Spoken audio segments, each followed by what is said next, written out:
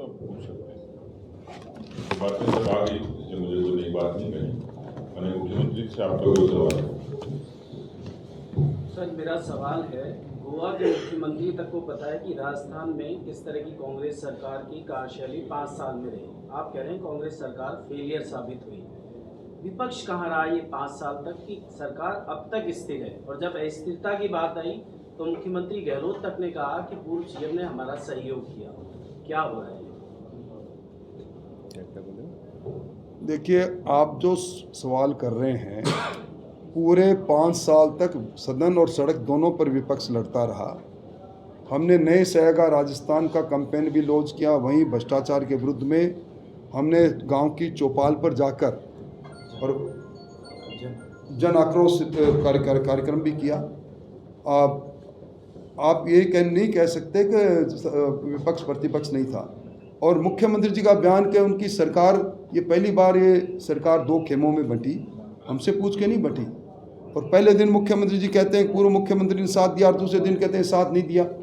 उनके बयानों पर विश्वास, वो चाहते हैं कि किसी प्रकार के अपने बयान के माध्यम से वो कुछ भटकाव की राजनीति करना चाहते हैं, जिससे वो कामयाब नहीं होंगे। जिस डबल इंजन सरकार की आप बात करते हैं, पड़ोस के राज्य में आपकी डबल इंजन सरकार है हरियाणा में, वहाँ 9 दंगे हुए हैं, बहुत ज़्यादा लोगों की मृत्यु हुई है, उसके बारे में क्या कहेंगे? कि हमारी हरियाणा की सरकार वहाँ पे जांच कर रही है, निश्चित रूप से उनको न्याय मिलेगा। गहलोत ने शेखावत को निकम्मा बोला है। एक मिनट आप। गहलोत ने गजबीर शेखावत को निकम्मा बोला है। आज स्थिति का भी राजस्थान में लागू नहीं हुआ तो आप that is failure of the Gehlot government. यहाँ पे राज्य में कौन सा हर एक स्कीम जो गवर्नमेंट ऑफ इंडिया भेजती है वो राज्य में इम्प्लीमेंट करना सीएम का काम होता है। किस तरह से वो इम्प्लीमेंट कर सके, वो खुद का फेलियर हमारे मिनिस्टर के ऊपर डाल रहे हैं। घटना जो है उसको हरियाणा गवर्नमेंट का वहाँ पे अच्छी तरह से इन्वेस्टिगेशन चल रही है और निश्चित रूप से उनको न्याय मिलेगा। राजस्थान में ऐसी घटनाओं का राजस्थान सरकार का फेलियर बता रहे हैं, तो क्या ये नहीं, उनको न्याय नहीं मिल रहा है, इसलिए मैं बोल रहा हूँ।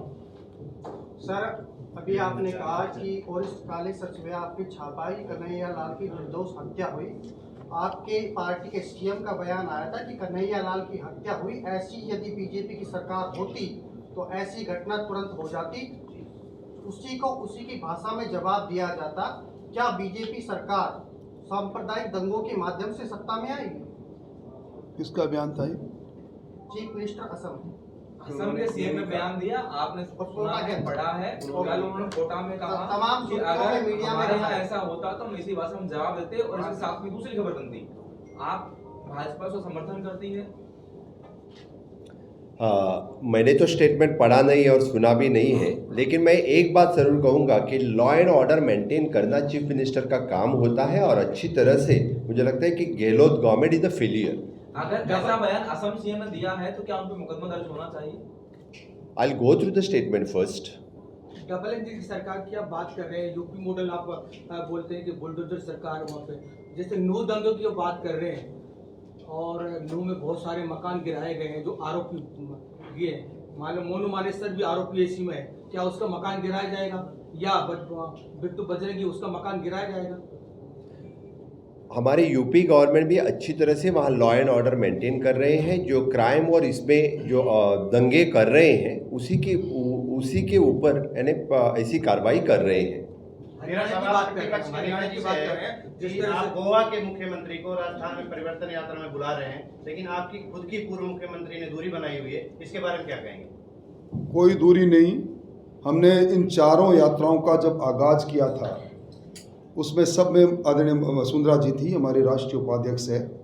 अभी कुछ क्षण पहले जब मैं आपकी तरफ बढ़ रहा था, मैं और सतीश पूनिया जी कोर कमेटी की बैठक में वर्चुअली जुड़े हुए थे, तब भी हमारे से जुड़ी हुई थी। उनमें वसुंधरा जी जहाँ हम समझते हैं वो आती हैं, जहाँ आजकल उनके पुत्रवधू की तबीयत खराब है, इसलिए थोड़ा वो दिल्ली प्रवास में है। पर वसुंधरा जी और बीजेपी को अलग करके नहीं देखा जा सकता। आपके ही पार्टी के सीएम हैं धामी, उन्होंने कल स्वीकार किया कि हाँ पार्टी में गुटबाजी है और वसुंधरा जी से नाराज है। मैं नहीं समझता कि धामी जी ने इस प्रकार की कोई बात कही होगी। जब मैं कह रहा हूँ कि मुझसे और सतीश पूनिया जी, जो हम दोनों कोर ग्रुप में हैं, चंद क्षण पहले ही जुड़ी हुई थी, हम एक एक क्षण पर आपस में वार्ता करते हैं, इसलिए पार्टी बिल्कुल एकाकार है, मजबूती के साथ है और हम विश्व के सबसे लोकप्रिय नेता नरेंद्र मोदी जी के पीछे मजबूती से खड़े हैं। कांग्रेस तो ये में सब 2 जानना सीएम पद चाहेंगे के दावेदार हैं और कांग्रेस में सीएम पद के 2 दावेदार हैं, लेकिन बीजेपी में 12 नाम सामने आ रहे हैं। बीजेपी में सीएम चेहरा योग्यतम लोग बहुत हैं, पर कोई भी दावेदार नहीं। बीजेपी में कमल का फूल ही दावेदार है, और हमारा संसदीय बोर्ड तय करेगा, जिसके सर पर ताज रखेगा, हम सारे उसके पीछे खड़े मिलेंगे। पिछली बार आपने जो अलवर जिले में टिकटों में परिवर्तन किया था, उससे भारी नुकसान हुआ पार्टी को पूरे राजस्थान में, बागी बहुत बनकर चुनाव लड़ गए। क्या इस बार भी जैसे देखिए, इस टिकटों के वितरण के बारे में टीका टिप्पणी करने का अधिकार हमें नहीं है, वो हमारा संसदीय बोर्ड है, वही करेगा।